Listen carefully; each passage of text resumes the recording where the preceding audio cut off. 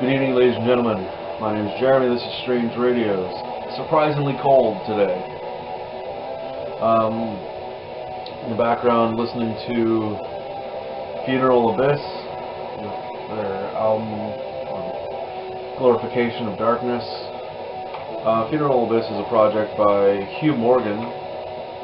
Used to be on YouTube here, Hugh Morgan 74, I believe, from Wales. Got rid of his YouTube account, and now I can't find where he's at. I'm sure he's still making music, but anyway, this is a collection update. A few different sources here for where I got the music, and let's just jump right in. I'm going to start off with a couple new ones, a couple new releases I picked up. First, Jonathan Davis, Black Labyrinth. Jonathan Davis, lead singer of Korn. Technically his first solo album. Interesting stuff. Very similar to his Queen of the Damned soundtrack material. And I think he just did a recent soundtrack as well, American Satan or something like that. Haven't listened to that one, but a friend of mine said it was similar to that as well.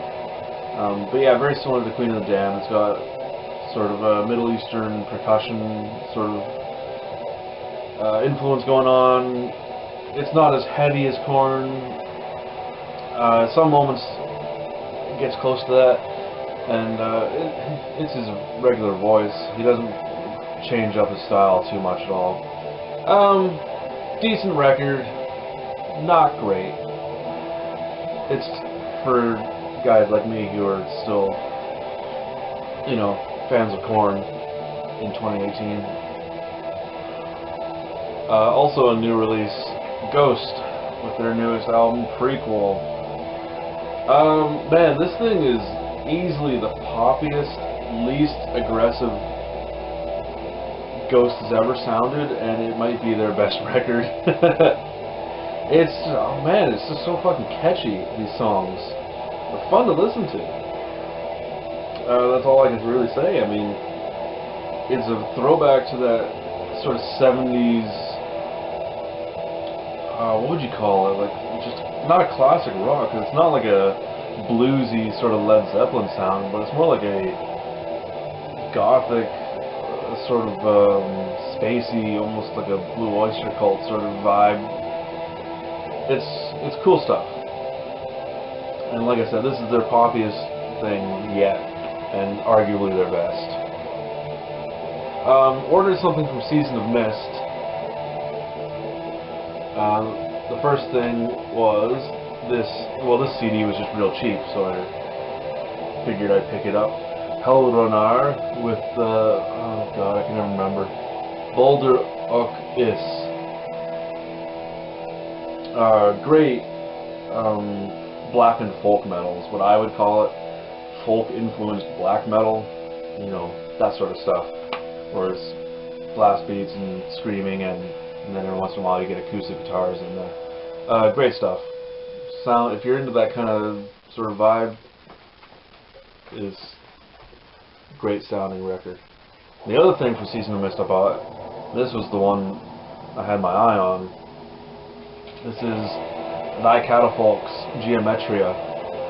This is the first album I've heard of Thy Catafalque. It was released early May, I want to say. Oh my god, this thing, it's so good. A weird mixture, I'll give it that. Mixes jazz with electronica, with Eastern European folk music, and metal, of course, has flourishes of black metal and just straight up hard rock stuff. But man, this thing is, like, for as many genres as it pulls from, it's so cohesive and it sounds really well together. Nothing sounds out of place. Every musical moment on here has its place and it's played to perfection. It's a great sounding record. Highly recommended. That's gonna be up there on my list for albums of the year. Geometria by Thy Catafalque. Listen to it. It's real good.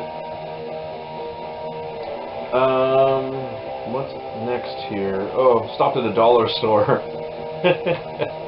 and picked up. You guys don't need to see this. This is stupid. Symphony Orchestra, F-U-N-N-Y, Symphony, where basically this dude just plays jazz standards on toy instruments. Kind of goofy. What happens though in some of the songs, it gives it kind of a Residence vibe, if you're familiar with the Residence. Like, the song structure's normal. It's just with these weird plinky instruments, it sounds kind of bizarre. What can I say? That kind of shit intrigues me. Also at the dollar store, I saw this. David Ford, I sincerely apologize for all the trouble I've caused. I had never heard of David Ford, still don't even really know that much about him. But I saw this, it looked interesting, and for $1 I was like, yeah, I'll pick it up. Holy shit. This is an amazingly heart-wrenching album. I don't know much about when it was recorded. I assume he was going through a breakup of some sort or something psychologically taxing anyways, but it's a singer-songwriter album. It's very sparse, but when it needs the extra instrumentation, it does pull it in. But it's fucking heavy. Like, this is a dark record. The standout tunes for me, State of the Union was the first one that really stood out to me. Laughing Aloud, Cheer Up, You Miserable Fuck, and the first track, I Don't Care What You Call Me. But seriously, this whole record is fantastic. Fantastic singer-songwriter stuff. I would highly recommend listening to that as well. And on top of the dollar store, I stopped off at the flea market. Now, I've mentioned this flea market several times in these update videos, because I just keep going back and finding interesting things sitting in there. The first two, not so much. Well, this one, it's still a great record, actually. Bruce Cockburn's The Charity of Night. Bruce Cockburn, legendary Canadian singer-songwriter. If you're not familiar with his stuff, this actually would be a pretty decent record to start with. Some beautiful songs on here. It has my favorite Bruce Cockburn song on here, Pacing the Cage. But the rest of the album still, goddamn, it's actually really good. Now that I'm remembering having listened to it, it's a great record. Okay, how am I? I'm a decade late on this. Lady Gaga is the fame, because sometimes dumb pop music is fun. And yeah, some bangers on there. And then at that flea market, I hit up the metal section and I bought 3 records by bands I had never heard of, but thought I'd take a chance on. The first one is Infernum with their debut, Tar Nu Fuen, because why not? This is a Polish black metal band, and it's basically exactly what you'd think it would be. The songwriting is good. The production on this is not great at all. The keyboards sort of drown everything else out. Like, it's not mixed well at all. But after having bought this and listening to it, I looked them up on the Metal Encyclopedia, and man, these guys have a weird history. So one of these dudes, I think this dude up here, the vocalist and guitarist, started this band. They made a few records, then they broke up. And sort of similar to, I guess, what's happening with Venom, the lead singer resurrected the project, he thought, because it was his. He started it, and so he resurrected it with new band members and started a new Infernum. The other guys in the band figured the lead singer just left, so we'll continue on as Infernum. So there's 2 Infernums in the same Polish city, obviously with the same name and with the same font. They were exactly the same thing, releasing albums simultaneously. Fucking bizarre. But then the guy died or killed himself or whatever. Who the fuck knows what's happening? Like I said, yeah, good, decent songwriting, like decent black metal songwriting, but the production, yeah. Oh, and then I took a chance on this, and fuck, missed the mark on this one. This is Lord Paimon with Evil Command. Oh my god, this thing is atrocious. I didn't even look up online anything about this band, because I listened to it, and musically it's okay, but vocally, oh my god, this dude fucking sucks. Like, okay, I'll have to give him credit, because I've never heard a metal vocalist quite like this. He's very unique.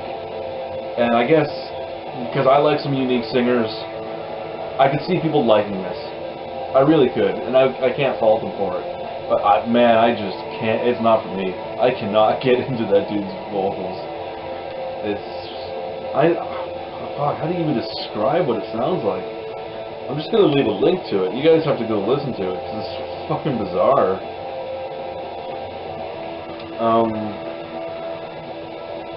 The last CD here, again, hadn't heard of this band, but since I've picked this up, I've actually done some research, and I've been quite impressed. This is, hopefully I pronounce it right, Suidakra? Suidakra? Yeah, that's how I would pronounce it. This is their 5th album, Emprise to Avalon. So Suidakra, a German melodic death metal band from the early 2000s, I think. With a lot of Celtic folk and Renaissance influence. There's a lot of old traditional folk instruments and instrumentation brought into this. And man, it's actually done quite well. There's some moments on here where the metal sort of repeats itself, like feels kind of the same. But there are moments on here also where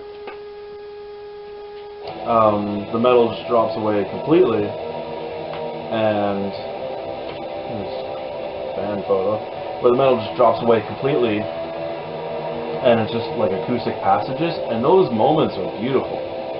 Like, this band, a lot of skill, a lot of talent, interesting songs here. I'm gonna have to look up more of their stuff.